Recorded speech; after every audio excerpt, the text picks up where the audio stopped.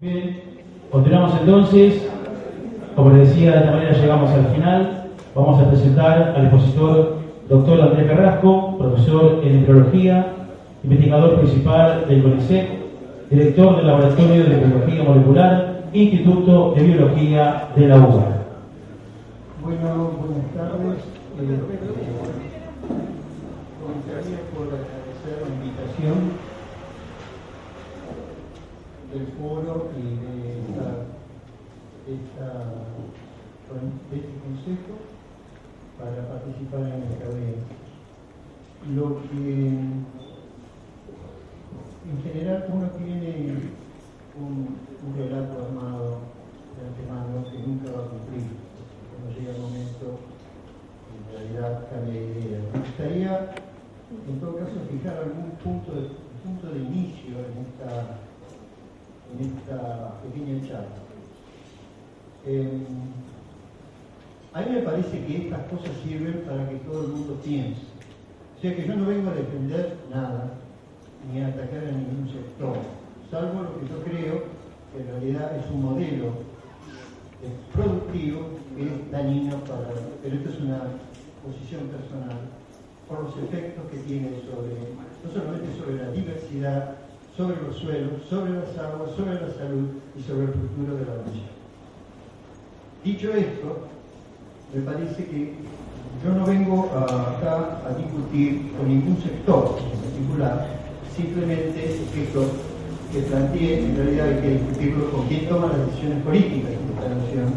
Y las decisiones políticas en esta nación fueron tomadas en el año 96 y no han sido revisadas. Cuando entró el modelo, el paquete tecnológico se instaló en la República Argentina, primero con la soja, después con el algodón y con el maíz. Entonces, y los que siguen. Entonces, como eso no se discute en estos ámbitos, lo dejo planteado. Pero también dejo planteado que mi intención es que piensen en la información, en todo caso, y la documentación que respalda esta información, que no está sacada ni de Villiquen, ni de Clarín, ni de Página 12. Está sacada, en todo caso, de científicos, y de técnicos, y de biotecnólogos, digamos, biotecnólogos que no están con estos procedimientos de modificación genética de los organismos vivos y que de alguna manera nos señalan las limitaciones de estas tecnologías y los impactos que estas tecnologías pueden tener. En este caso particular, esto va a estar muy centrado en dos aspectos. Está centrado en el primer aspecto de cuál es el impacto en salud animal y humana, pero fundamentalmente humana, del glifosato. Que aunque digan que es el mejor de los agroquímicos, la proporción, la manera que el modelo exige de uso, no se puede convertir no puede admitirse que sea una sustancia inocua. Y en segundo lugar, un derivado del uso de esta sustancia, de esta y otra sustancia, acá se habla del endosulfán. El sulfán está prohibido, pero se sigue usando hasta que se acabe el stock que en la República Argentina, que algunos hicieron el año pasado y el anteaño. Esos productos después muchos de ellos van en los alimentos que nosotros directa o indirectamente ingerimos. Empezamos a tener pruebas científicas de que esos productos químicos que viajan, que quedan en las harinas, en los aceites o en los porotos o en los granos, son nocivos para la salud animal y humana. Y esto no es menor, digamos, porque son como dos aspectos de los agroquímicos. El agroquímico con el que uno está en contacto en el terreno, cuando este es aplicado, y el agroquímico que después, directa o indirectamente, va a los organismos vivos a través de la alimentación. Y esto, seguramente, los europeos lo van a tomar en consideración en los próximos años, ya que ellos están exigiendo que los alimentos que ellos ingieren, directa o indirectamente a través de carnes o otros alimentos manufacturados, no tengan productos transgénicos que puedan arrastrar agroquímicos.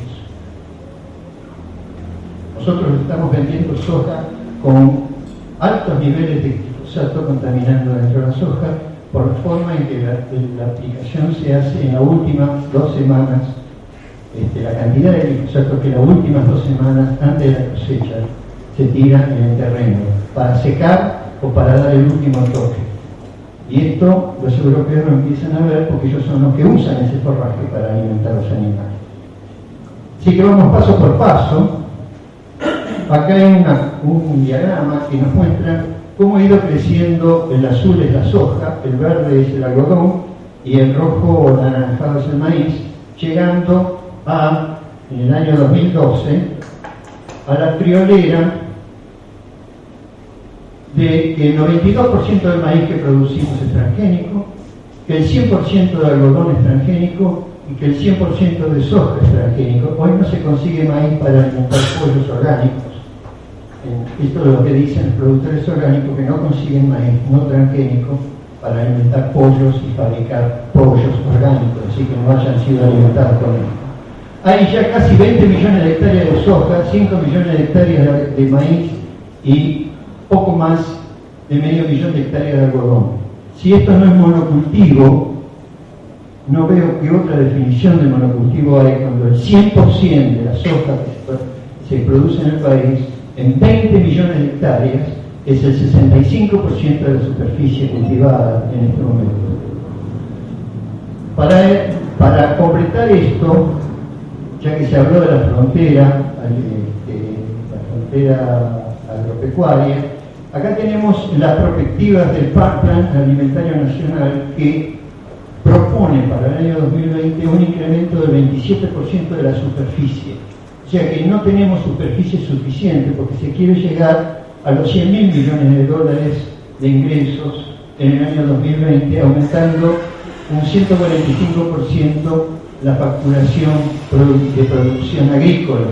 Todo esto se va a hacer en base a transgénicos, o sea, vamos a tener un 30% más de superficie, que obviamente no va a ser en la provincia de Buenos Aires, porque ya está todo ocupada, sino que va a ser en la zona norte de Chaco, Misiones, y en el norte de Santa Fe, Santiago del Estero y Formosa, para lo cual se está deforestando, se está haciendo desmonte y se están corriendo los pueblos originarios de esa zona. Esto no es un efecto colateral de una guerra no deseada, esto es una decisión política. Esto es una decisión política para ampliar el volumen o el tamaño del agronegocio de la República Argentina. Todas estas informaciones no son producidas por el que aquí habla, sino que son sacadas de los diarios, están sacadas de informes del propio gobierno. Así que lo interesante es verla toda junta para ver hacia dónde se dirige esto que llamamos modelo. En el caso del glifosato, nosotros sabemos hoy que el glifosato es un veneno celular. Yo no voy a dar acá demasiadas, no puedo hacer dar una clase de bioquímica o biología molecular, pero bloquea el mecanismo, el genoma, el DNA o el material genético tiene mecanismos de reparación que lo mantienen de alguna manera joven, para llamarlo de alguna manera, no es exactamente eso, para lo cual tiene mecanismos de reparación cuando se producen errores, y permanentemente se producen errores. Cuando esos errores no son corregidos, entonces es como que hay un envejecimiento de ese material genético y conduce a malformaciones, a enfermedades de tipo degenerativo, cáncer, algunas enfermedades y otras enfermedades crónicas. También bloquea el ciclo celular, es decir, hay efectos sobre la proliferación y hay efectos sobre el desarrollo embrionario. Y también trabaja sobre el ciclo de vida de la célula, es decir, cuando una célula decide morirse o seguir viviendo. Esto se llama apoptosis. O sea que en realidad hay una serie de mecanismos directos e indirectos sobre la biología de los organismos, ya sea a nivel celular o más macro a nivel del organismo, como vamos a ver en un momento. Por otro lado, respondiendo a una pregunta que se hizo antes, en el pie de la diapositiva, el glifosato no es biodegradable. Experimentos hechos en Chascomús con algas demostraron que el glifosato puede permanecer en los piletones donde se criaban algas durante 12 meses, porque a los 12 meses volvían a llenar los piletones, volvían a tirar algas y las algas se volvían a morir. O sea que el glifosato está demostrado que queda pegado, absorbido a los sedimentos del suelo durante largos periodos de tiempo, por lo menos en este experimento de campo, 12 meses y probablemente más. Este también es un trabajo publicado en Ecotoxicology en el año 2010. Esto para desmistificar la biodegradabilidad del glifosato en el suelo. A lo mejor le va a parecer a la audiencia salpicado, pero a mí me parece que yo estoy mostrando evidencias que van saltando y tratan de ser entretenidas. Este cuadro que está acá, lo que muestra son las malformaciones que encontró la industria en estudios con glifosato en los años 89, probablemente entre los 80 y los tempranos 90. Estas malformaciones que están tabuladas ahí, que están muy chiquititas, pero si se acercan las van a ver, ahí hay el año 98, hay el año 98, son de mamíferos. No importa mucho el hecho que esté tabulado ahí. Lo que a mí me importa discutir acá es por qué la industria ocultó esta información. Porque esta información fue al país, país informante en la Comunidad Europea que tenía que aprobar el glifosato o no en el año 2002. Y tanto el país que recibió esta información como las empresas que la proveyeron desestimaron y subestimaron esta información y no la querían llamar malformaciones, sino defectos, variaciones normales de la forma. O sea que a un animal le faltara una costilla o tuviera un problema en la formación del cráneo, era una variación normal de la forma. En realidad, aquí lo que se imponía es que las empresas, al comunicar estos resultados, viejos resultados, por cierto, que fueron suspendidos seguramente, y que el país informante, la Comunidad Europea, también subestimó, aquí las empresas o el país informante de la Comunidad Europea, antes de aprobar el glifosato, debería haber aplicado el principio precautorio. Es decir, con esta información nosotros no podemos seguir adelante, y con esta información lo que tenemos que hacer son más estudios, porque como no hay certeza, y no hay certeza científica, cosa que pocas veces hay certeza científica, apliquemos el principio precautorio, porque esto puede dañar la salud o puede dañar el medio ambiente. Esa es la verdadera acepción del principio precautorio. Precaver, digamos, de mayores daños cuando hay sospecha de daño y no se puede definir por la información disponible. Al menos para abrir una moratoria que profundice estos estudios hasta ver si eran verdad o eran mentira. El trabajo este está publicado, acá está la publicación, está publicado en el año 2012 en Toxicology. Entonces, hasta esta altura del partido nosotros lo que tenemos es esta información. Yo no voy a repasar nuestros resultados del año 2010, no lo voy a repasar, pero sabemos que el glifosato afecta a la genotoxicidad. Estudios de Mañas y Iasa, la doctora Iasa en Río Cuarto, han demostrado con voluntarios aplicadores de la zona de Marcos Juárez que se prestaron a extracciones de sangre para verificar si estaban contaminados o no estaban contaminados, a una serie de test que nosotros en la jerga llamamos de genotoxicidad. Estos test lo que demuestran es el grado de daño del material genético que aparece en algunos tipos celulares de un animal. En general se usan glóbulos blancos, porque son nucleados, y en esos núcleos de esas células se estudia a ver qué grado de alteración está en ese material genético. Obviamente había una relación de 1 a 50 entre el daño producido en los aplicadores que estaban en contacto con los agroquímicos, en particular con el glifosato, de la población control. Esto está publicado, así que, y está hecho en una población altamente expuesta, ¿no es cierto?, que están manipulando esta sustancia.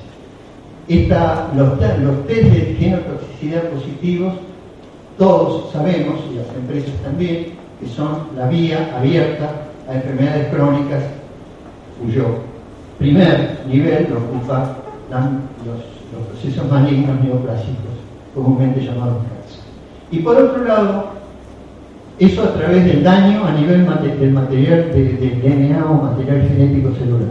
Y por otro lado, alterando metabolismos, hay aumento de sustancias como el ácido retinólico que conduce necesariamente, ahora sabemos más de esto porque les voy a mostrar algunas otras informaciones, a la inhibición de algunos genes durante el proceso embrionario, proceso de desarrollo embrionario, que con la imposibilidad de resolverlo, la falla de la expresión de estos genes a través del aumento del ácido retínico conducen o al aborto, es decir, que el embrión se muere, o a alteraciones de la forma. O sea que estamos bastante seguros de que debe haber alguna conexión entre glifosato y cáncer y glifosato y malformaciones, más allá del valor que cada uno le dé. El doctor Damián Bersaniasi en Santa Fe ha hecho más de 50.000 familias y ha encontrado que sobre más de 50.000 familias encuestas en 5 pueblos o 6 pueblos de la provincia del sur y en la zona sur de la provincia de Santa Fe hay un incremento de cáncer de distintos tipos, pero con las leucemias a la cabeza es el tejido que más rápido responde a las noxas medioambientales, de 2 veces a 3 veces con respecto a la media nacional que se asume como normal. Les recomiendo que el doctor Bersaniasi sea consultado por estas cosas. Una sola pastillita, digamos, respecto a las dosis. Nosotros trabajamos oportunamente con una dosis de producto comercial de 1 en 5.000, produciendo bastante muerte dentro de los embriones cuando estábamos trabajando experimentalmente, y el resto estaban todos mal formados. Como eso siempre dio lugar a suspicacia, diría yo, entre otras cosas, pero una suspicacia en todo caso entendible, de gente que no sabe cómo se trabaja en embriología, bajamos la dosis a 1 en 500.000. En 1 en 500.000 desaparece la mortalidad, lo cual es lógico, es una baja dosis, ya no se mueren, pero el 20% de los animales sigue teniendo alteraciones de la forma. Por lo tanto, eso es una curva casi ideal, digamos, que a medida que se va bajando el nivel del tóxico y que es capaz de inducir una alteración de la forma, es decir, una malformación, el animal cada vez, la población de animales tratada cada vez sobrevive mejor. Pero el asunto es que mientras desaparece la mortalidad, se mantiene la morbilidad. Eso es para ver que hasta 100 veces menos de lo publicado todavía hay malformaciones, y ahí tienen los tipos de malformaciones que se producen en la parte de abajo.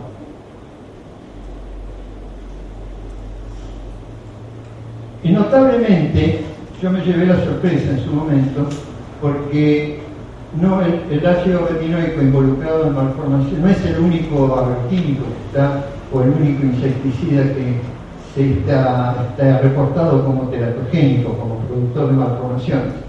La atracina, que es muy usada en maíz, y el trimefón, otros, azoles, alcohol, todas esas sustancias, algunas son, como las 2 primeras, son usadas en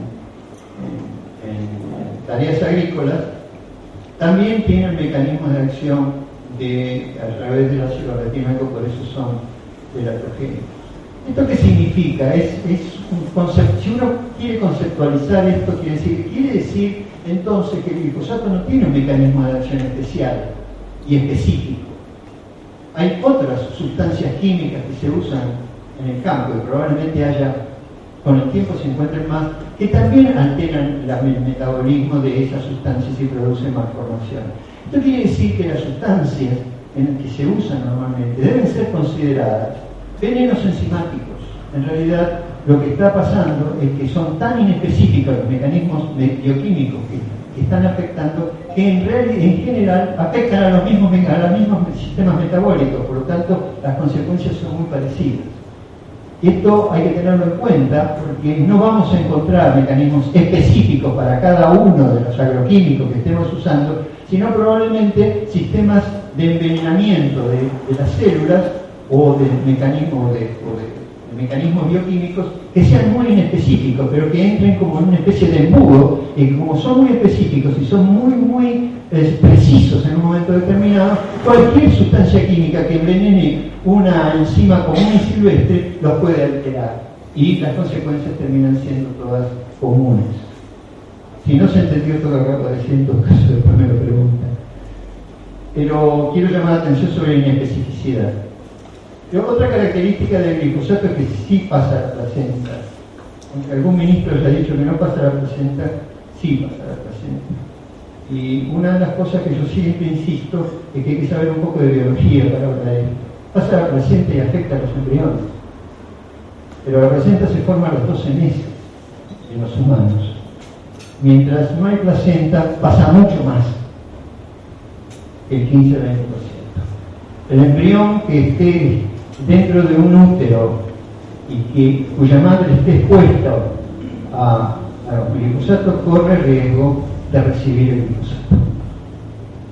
No dije que lo va a recibir, digo, corre riesgo, y ahí aplica el principio precautorio. El glifosato no se elimina totalmente del cuerpo, tiene una vida media de 10 a 14 horas eliminado por orina, pero hay una cantidad de glifosato que no es eliminada.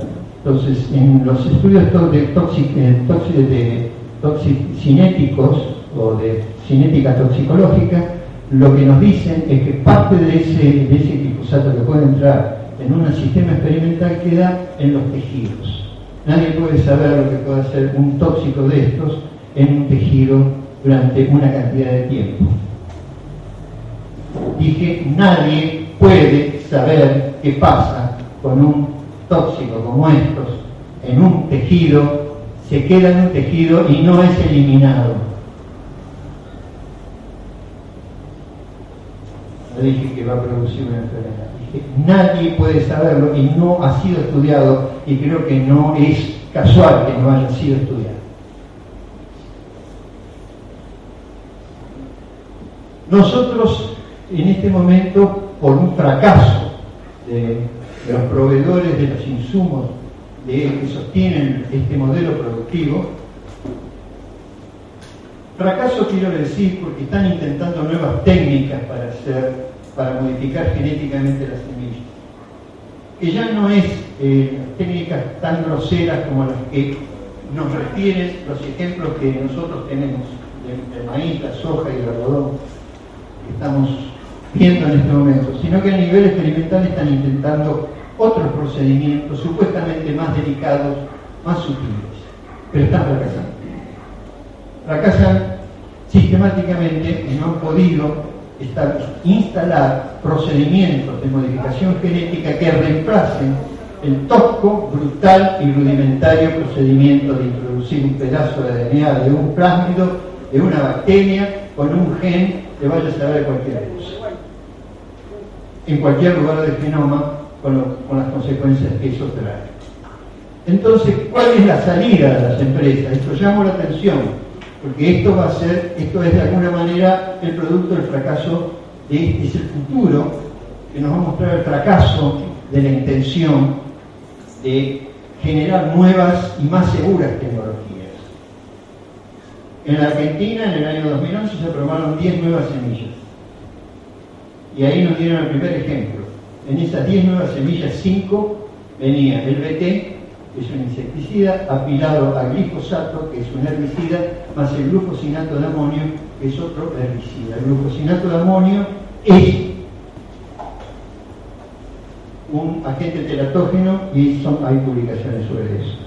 O sea, estamos incorporando al modelo sustancias químicas de las que no sabemos demasiado y que son peligrosas.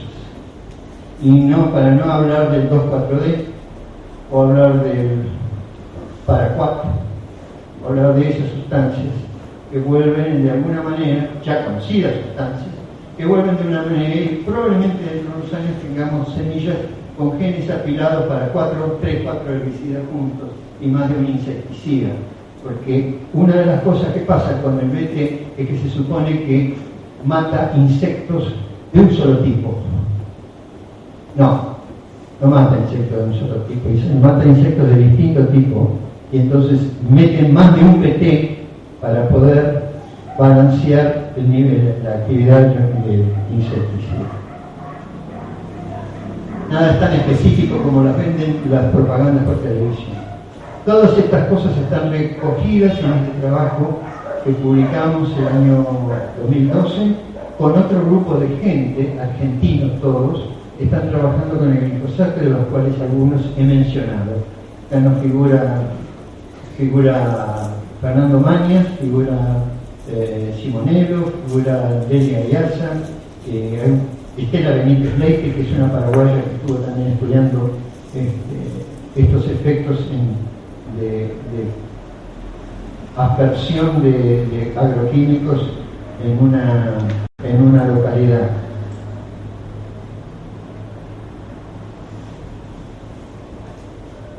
Para los que dicen que el glifosato no es un disruptor endocrino, esto es muy fresquito, me llegó ayer de casualidad, no sabía que lo iba a tener que usar.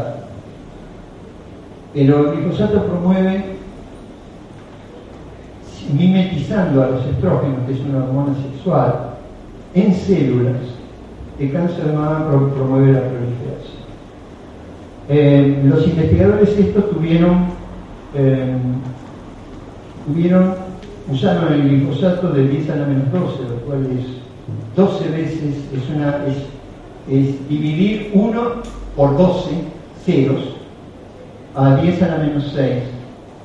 Y en una niña celular derivada de cáncer de mama y que es sensible a la actividad de los estrógenos para medir el grado de proliferación, el glifosato fue capaz de disparar la proliferación en un 30%.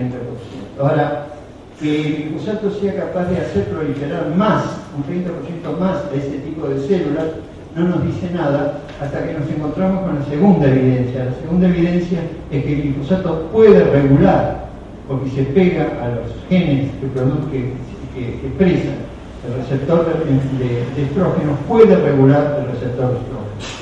Por lo tanto, hay una relación bioquímica y molecular directa del glifosato que actúa como un estrógeno y compite con el estrógeno, tanto a nivel bioquímico como a nivel de expresión génica. Esto lleva a una serie, hay que tomarlo muy en cuenta, porque el estrógeno es un disparador, digamos, de algunos tipos de cáncer. Y por definición, si el glifosato interfiere en la vía de los estrógenos o en otro tipo de hormona sexual, nosotros lo llamamos disruptor endógeno.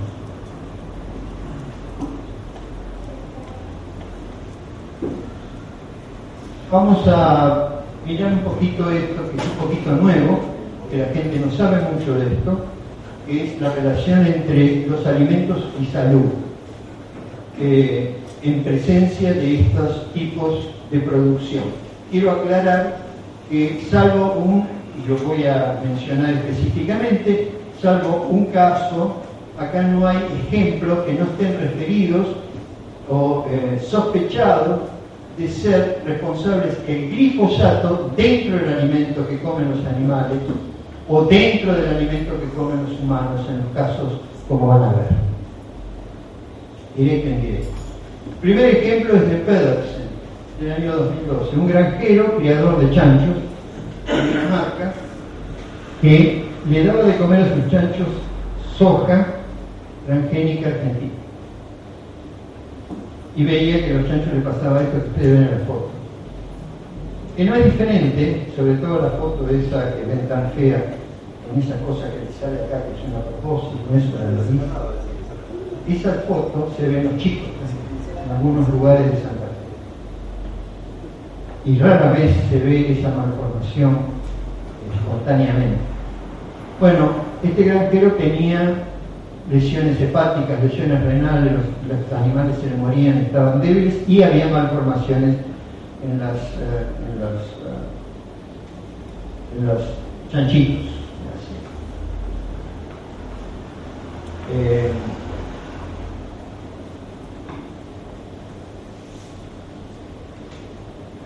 Este granjero lo que hizo fue, producto de su imaginación, lo que hizo fue cambiar el alimento y consiguió soja no transgénica.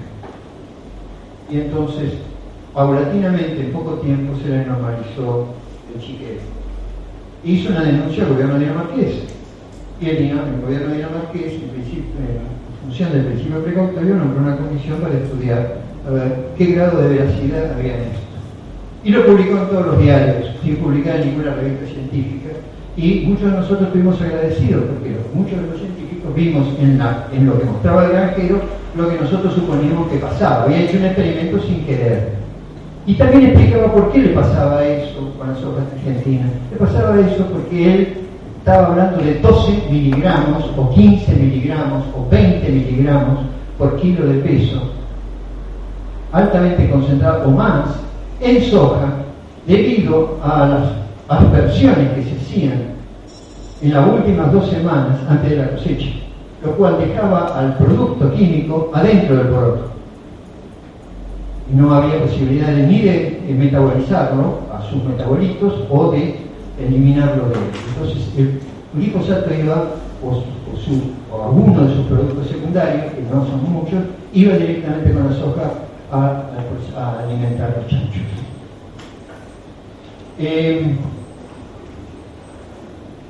Una de las cosas que nosotros nos venimos advirtiendo desde Seralini para acá, en los viejos trabajos de Seralini, es que el glifosato tiene una acción en un grupo de enzimas que se llaman la citocromo P450, y que esas enzimas son enzimas muy sencillas, que lo que hacen es procesos metabólicos muy sencillos, sacar un hidrógeno con oxidaciones o reducciones. Son procesos muy sencillos, pero que tienen importancia en el proceso de desintoxicación hepática. Y cuando esas enzimas fallan, en realidad lo que está haciendo, lo que está revelando, es que haya una lesión o haya algún mecanismo en el hígado que no esté haciendo ese proceso de desintoxicación que tiene que hacer el organismo todo el tiempo, del cual dependen de estas enzimas. Bueno, el glifosato desde hace años viene siendo postulado como un inhibidor inespecífico de estas enzimas. Y esa es una de las razones por las que puede aumentar el ácido retinoico, entre otras cosas. Y algunas otras alteraciones metabólicas. Pueden estar tocando en algunos lugares metabólicos y producir efectos inesperados. Ahora, esto ya era conocido, lo que pasa es que en este trabajo el glifosato está relacionado con una cantidad enorme de enfermedades, directa o indirectamente. Pero como ustedes no me van a creer, porque son escépticos,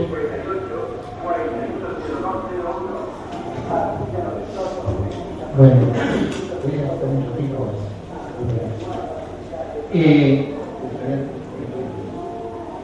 En este otro trabajo de los mismos autores, ellos reportan que el glifosato en realidad está ligado a la intolerancia al gluten, o sea, a la enfermedad celíaca. Y lo pruebo. Y la enfermedad celíaca no es una enfermedad cualquiera, es una enfermedad en ascenso en todas las partes del mundo, cada vez más. Y el mecanismo de acción por el cual el glifosato induce la instalación de la enfermedad celíaca en un momento de la vida, temprano o tarde, es el aumento del ácido retinoico. Estos autores corroboran que un mecanismo de acción posible es el aumento del ácido retinoico. Esto une las malformaciones que nosotros encontramos con una enfermedad que no tiene nada que ver con las malformaciones, pero el mecanismo puede ser el mismo. Porque el efecto que está produciendo el glifosato sobre estas enzimas desintoxicantes, en un caso, en el embrión producen una cosa como la malformación o la muerte del embrión, y en un adulto o en una persona viva pueden producir una alteración metabólica que le lleve a la enfermedad celíaca. Esto no es un dato menor, porque van a aparecer otras enfermedades ligadas a la presencia del glifosato. Y acá me están diciendo que corten 5 minutos. Si quieren, yo puedo cortar. Tiene que cortar. No, los patrones casi todos síndico que tiene que... Yo, porque me lo... Aquí pasa después y dijimos por ser justos para todos. Ayer cortaron a uno. Entonces, escuchémoslo porque es la única oportunidad que tenemos. Pero ayer lo cortaron. Llevando a tu casa y disfrutando. No, pero al carajo lo cortaron. Por favor. Doctor, ¿le falta mucho? Perdón, vamos a organizar. ¿Tiene 5 minutos más para poner? ¿Por qué no lo decidimos democráticamente? ¿Por qué no votamos? No. Hay una temática, pues cualquier cosa que se puede hacer pregunta, usted quiere seguir charlando, no hay ningún problema, se va a poner. Sí.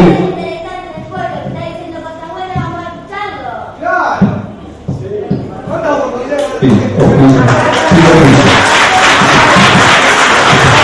hay una temática que se para todos y ya no va a hacer un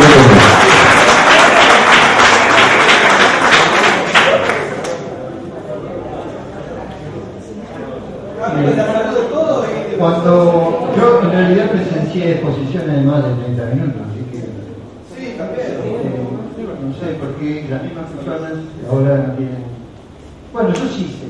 Revisamos a todos los 30 minutos y después se extendieron 5 minutos más, así que puede extenderse el tiempo. Perdón, yo fui orador y no me dejamos responder todas las preguntas. O sea, lo mío también es importante como lo somos nosotros. Claro, estamos en democracia, como dijo el señor, o sea, con todo el respeto y salvando la distancia, la diferencia, ¿sabes cuál es? Que yo no me atrevería, a ver, si vos estuvieras acá yo no me atrevería a decir lo que estás diciendo.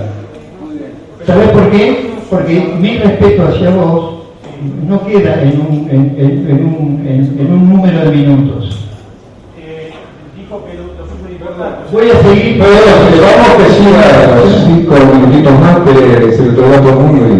Porque puedo decirte también, así que... Muy democrático. Bueno, digo yo, si no me tienen... Perdón, yo les digo que no diálogo, vamos a aprovechar un minutito así no se nos va el tiempo, Cuando se compara los maíz transgénico con maíz no transgénico, como muestra de GM corn y no GM corn, uno nota claramente que hay solamente glifosato en el maíz transgénico. Pero también nota que hay una sustancia que está por debajo del glifosato que es formaldehído. Y hay 200 partes por millón de formaldehído en el maíz transgénico. Probablemente producto de alguna acción del glifosato o del glifosato en sí mismo. Te quiero decir que comer el maíz con formaldehído es comer maíz con un veneno, porque el formaldehído es un fijador de tejido que se usa en anatomía patológica para fijar pedazos de tejido o cadáveres. Y es una sustancia intermedia, seguramente de algún metabolismo de la planta que no puede ser terminado porque debe haber problemas metabólicos en esa planta a raíz de que es una planta transgénica. O que el glifosato bloquea algún metabolismo y acumula esa sustancia tóxica. O sea, estamos comiendo maíz con formaldehído. Está el artículo para que el artículo no está. Lo que les quiero mostrar es en humanos como en un estudio hecho en Quebec, el hospital de Quebec, los médicos tomaron una serie de muestras o de conjuntos de mujeres embarazadas y no embarazadas y fueron a buscar en sangre la presencia de agroquímicos. Encontraron el círculo rojo es glifosato, el círculo azul es glufosinato y en los otros casos es una proteína producto de la modificación BT. En todos estos casos, las mujeres, estas, o estaban contaminadas con químicos o tenían en circulación sanguínea una proteína que no correspondía porque era producto del transgen BT. Estas mujeres no eran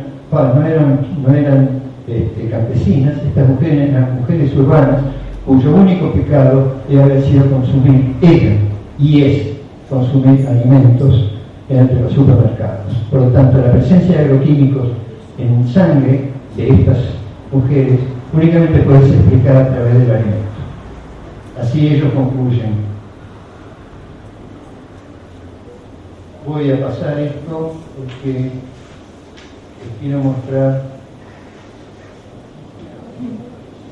les quiero mostrar por último el trabajo de Celanini, que ha sido tan discutido. El trabajo de Celanini tiene una importancia formidable, como fue dicho ya acá, por el hecho de que,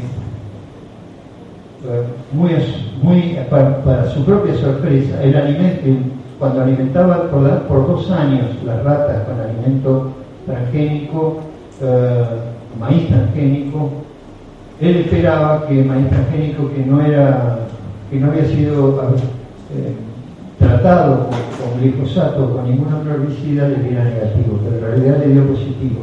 Entonces nos abrió la ventana de pensar que no solamente el glifosato nos tiene que preocupar, sino la propia semilla, el propio alimento transgénico. Y eso no es poca cosa. Eso no es poca cosa, porque pone entonces arriba de la mesa y en tela de discusión si la semilla transgénica en sí, por fuera del químico, no tiene un efecto sobre la alimentación y sobre el metabolismo que le ingiere, que no es bueno para ese organismo. Por lo menos abrió la... Yo creo que ya estoy terminando, así que no sé para qué discutimos tanto.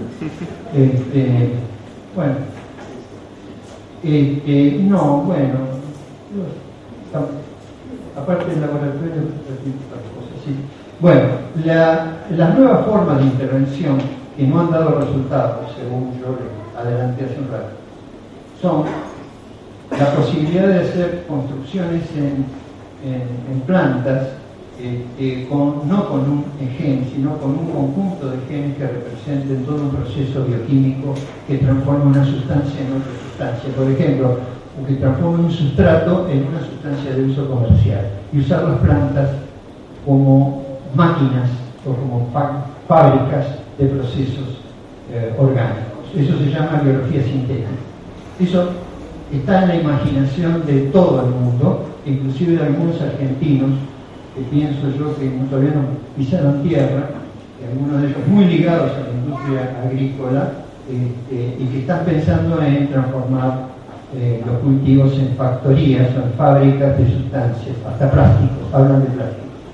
Evitar el material genético, si cambiar alguna secuencia del material genético de una manera muy sutil, cambiando puntualmente cosas en material genético que dieran, o hay tecnología para eso, que dieran nuevos fenotipos, ¿no? Y que dieran características nuevas. O manipular los sistemas regulatorios, que es lo más popular, que tiene el genoma y que en general no están contemplados en la práctica y en la teoría y en la lógica de la transgénesis tal como la conocemos hoy. La manipulación esa es lo que ellos depositan esperanza en que pueden manipular una compleja maquinaria regulatoria que es muy sutil, es muy fina, es muy de ajuste fino y que si la pueden controlar, pueden irse o no van a necesitar pasar por la transgénesis. También esos mecanismos están siendo, todavía son experimentales, altamente cuestionables porque no hay resultados de campo. Así que, de alguna manera, en este pequeño resumen de estas 3 cosas, yo estoy planteando, digamos, de que la única salida de la industria y del modelo es apilar genes en las próximas semillas, para seguir, en todo caso, forzando a los suelos a crecer más y más soja. Y tratar de sacarse encima las resistencias, o tratar de combatir, digamos, todas las limitaciones que van poniendo los agroquímicos que van pasando a ser historia de alguna manera, porque ya no funcionan como funcionaban antes. Es más, hoy me contaban que hasta el 2,4-D, que todavía no ha sido ampliamente usado, digamos, masivamente usado, en millones y millones, en 33 millones de hectáreas, ya está teniendo problemas, digamos, de su eficacia para el sistema productivo que hemos hablado. Bueno, discusiones aparte, es todo lo que tenía para decir.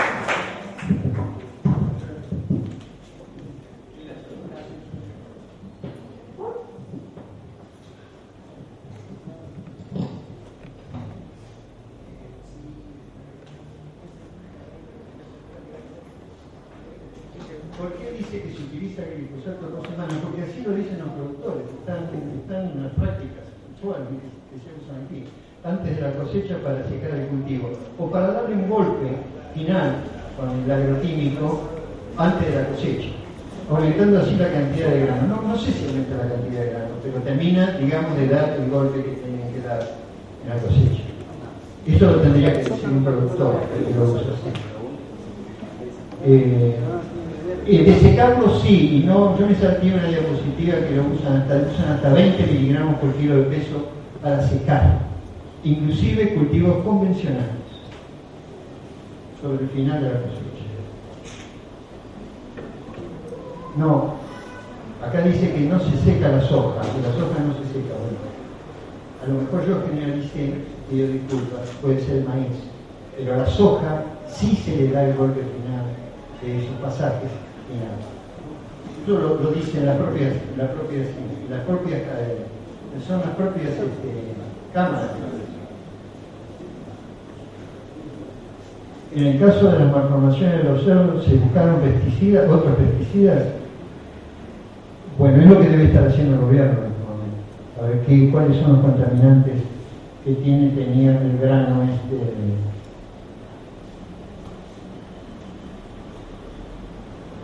¿Por qué? A ver.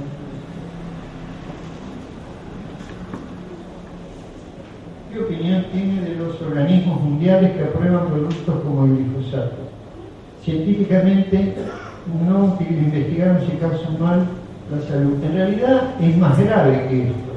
Los organismos internacionales y nacionales aceptan las hojas, los informes técnicos de las empresas y se basan en ellos para establecer el grado de toxicidad. Así surge la banda verde para el glifosato en la Comunidad Europea, y que nosotros adoptamos sin ningún criterio de autocrítica. Yo propondría que los gobiernos, al revés, elaboraran los protocolos para admitir, en todo caso, qué pruebas toxicológicas, durante cuánto tiempo y qué dosis debe pasar un producto químico antes de ser lanzado, antes de ser propuesto para ponerlo en el mercado.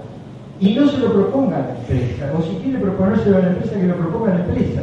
Pero debería haber grupos o cuerpos independientes, académicos, que repasen esos protocolos, los monitoreen, porque no puede ser que nosotros estemos usando productos químicos que acá fueron aprobados con 80 páginas escritas en inglés bajadas de la web de Monsanto en el año 96 y sigamos usando esos papeles. No puede ser. ¿Dónde está el Estado? ¿Qué puede regular pues, el Estado si acepta esas condiciones? Usted nombró que no existe evidencia científica directa o exclusiva de que el glifosato produce enfermedades exclusivas a esta molécula. Es base esto como cita la foto del cerdo muerto. Las fotos del cerdo muerto se analizan, digamos, porque la diferencia que había entre la soja transgénica, había soja transgénica de un lado, cuando se morían los cerdos, todavía malformaciones, y desaparece esos efectos cuando se cambia la alimentación por soja no transgénica. Uno podría decir, bueno, ¿cómo sabe que no es la soja transgénica y el glifosato, o el glifosato y no la soja transgénica? Bueno, lo deben estar estudiando. Ahora, hay montones, hay pilas de publicaciones que asocian al glifosato con malformaciones y con cáncer. ¿Qué quiere que le haga? Yo no voy a la revista del ingeniero Huergo o a ver el programa del ingeniero Huergo para sacar esta información. Yo me remito a las publicaciones científicas que colegas míos están produciendo en distintas partes del mundo.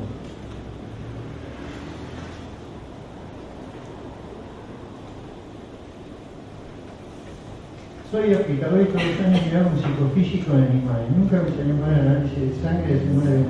Bueno, me alegro por usted, pero no tiene cáncer o enfermedad, no sé quién es, no quiero ser irrespetuoso, pero no tiene cáncer o enfermedad quien quiere, sino quien puede. Y pues el problema es el riesgo. Cuando yo estoy utilizando esta sustancia, no condeno a las personas a la enfermedad, no se condenan a las personas a la enfermedad, se las pone en riesgo, y ahí que haya principios precautorios que eviten el riesgo. de aumentar la posibilidad de enfermedad. Probablemente haya mucha gente que no desarrolle ninguna enfermedad, pero ¿qué de las que pueden desarrollar? Porque si estas sustancias no están, a lo mejor el riesgo baja. Bueno, estudiémoslo seriamente, que el gobierno se ponga los pantalones y haga los estudios epidemiológicos necesarios y suficientes para ver qué grado de moratoria y qué grado de principio precautorio tiene que aplicar en el sistema, en el modelo agrícola, para evitar que aumente la sospecha de que aumente el riesgo usando estas cosas. No se olvide que estamos usando 250 millones de litros de glifosato.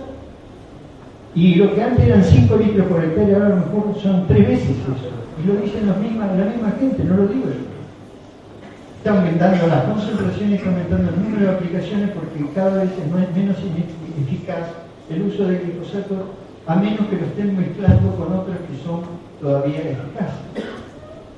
Y aunque yo no tuviera razón, existe el riesgo siempre, porque son venenos biológicos. Y un veneno biológico no se puede lanzar al mercado con la declaración jurada de una empresa que está haciendo dinero con la venta de ese veneno.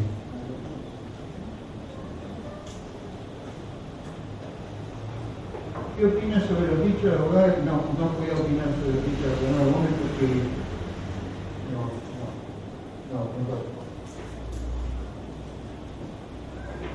Hay una relación de problemas neurológicos como los brotes psicóticos. Ahí están mencionados en la literatura. Autismo y esquizofrenia, pero sobre todo autismo en los chicos y trastornos cognitivos por microlesiones postnatales. Están relacionados. En la literatura, entre los efectos, estos lugares, no sé si en los polvos, vos Marcón me dijiste alguna vez, me hablaste de eso, ¿no? Hay lugares en pueblos que han visto incrementar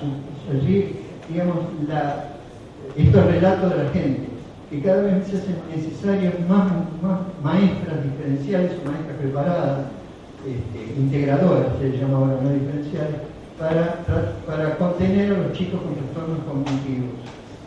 Por ahí no sé si autismo, pero sí trastorno de aprendizaje. Hay relación. Puede no ser el glifosato, puede ser la mezcla, puede ser, sea lo que sea, lo que vaya en el tanque, en el bidón, o la mezcla que se hace con el bidón. Eso es riesgo.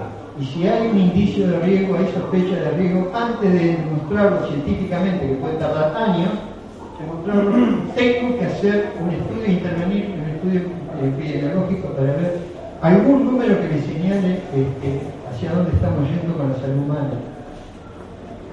Pregúntenle a los pobres animales. ¿Podría explicar por qué el glifosato, que según su punto de vista no es biodegradable, quedar almacenado en el suelo, no produce daño sobre un cultivo sensible como por ejemplo el trigo que se siembra luego de un cultivo de soja? No lo sé, pero el experimento nos dice eso, que queda pegado a los sedimentos, a lo mejor hay un grado de humedad o un grado de condición. No lo sé. Habría que confrontar esto que usted dice, que no importa que lo haya dicho, pero lo que se dice acá, con ese experimento de campo que hicieron los investigadores del INTA en Chascomús.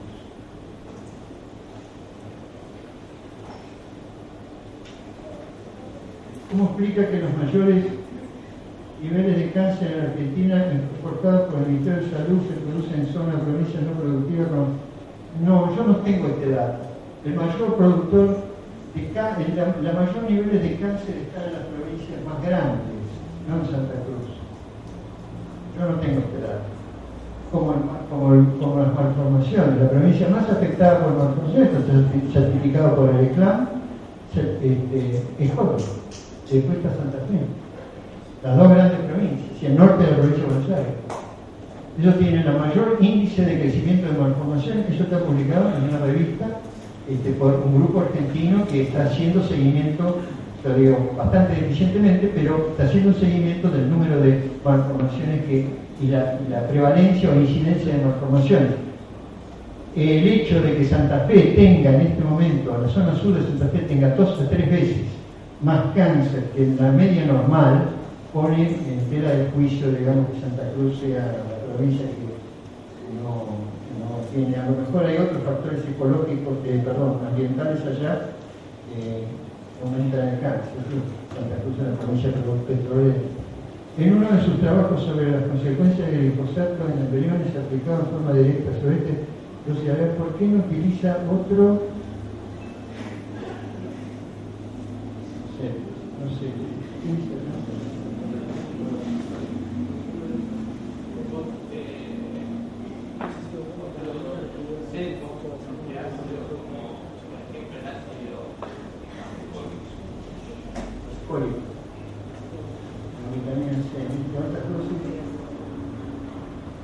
Porque no se trata de comparar la toxicidad de dos sustancias. El ácido fólico, la vitamina C, no se usa en el campo, hasta hacen aspersiones en el campo con vitamina C, según entiendo yo la pregunta. Sí se hace con glifosato. Alguien me preguntó por qué no usaba dulce de leche, porque el dulce de leche no se usa como un agroquímico, se usa para comer. Y probablemente en determinadas circunstancias, si uno se come 4 o 5 tarros de dulce de leche, bueno, tenga algún problema. Pero el detalle lógico o epistemológico de la pregunta nos dice que nosotros estamos hablando de sustancias que se usan sobre 23 millones de hectáreas, sobre 33 millones de hectáreas cultivadas. Y que hoy el que tiene la presidencia de eso son 150 millones de litros sobre 350 millones de litros. O sea, todos los demás químicos son 100 millones de litros, son las 2/3 partes de los químicos que se usan, se le van a agregar otros químicos. Lo que no entiendo es que estas preguntas, y discúlpeme la sinceridad, tienden a defender al glifosato, y yo no entiendo cómo se puede defender un veneno. Más allá del interés que uno pueda tener o la relación que uno puede establecer con determinado tipo de actividades. Y sobre todo después de haber visto algunas de las unas pocas diapositivas con evidencias claras de que no es una sustancia inocua.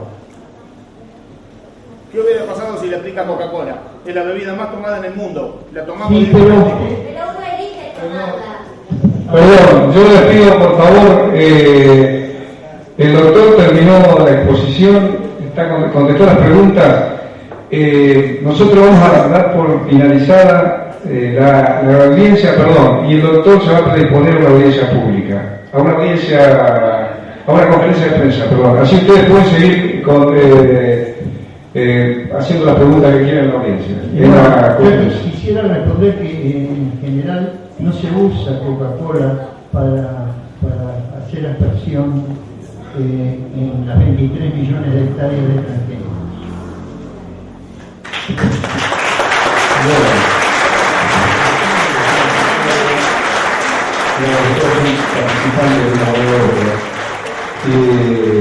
Especialmente a todos aquellos que viajaron y a todos los expositores locales también, que nos permiten rescatar la opinión de todos y el conocimiento que sin lugar a duda es un gran aporte para que nosotros, después del Consejo Liberante, que vamos a formar un expediente con todo lo que se ha dicho, porque se ha grabado todo, se ha filmado también, y con todos los elementos que nos vayan aportando, porque vamos a estar comunicados con los disertantes.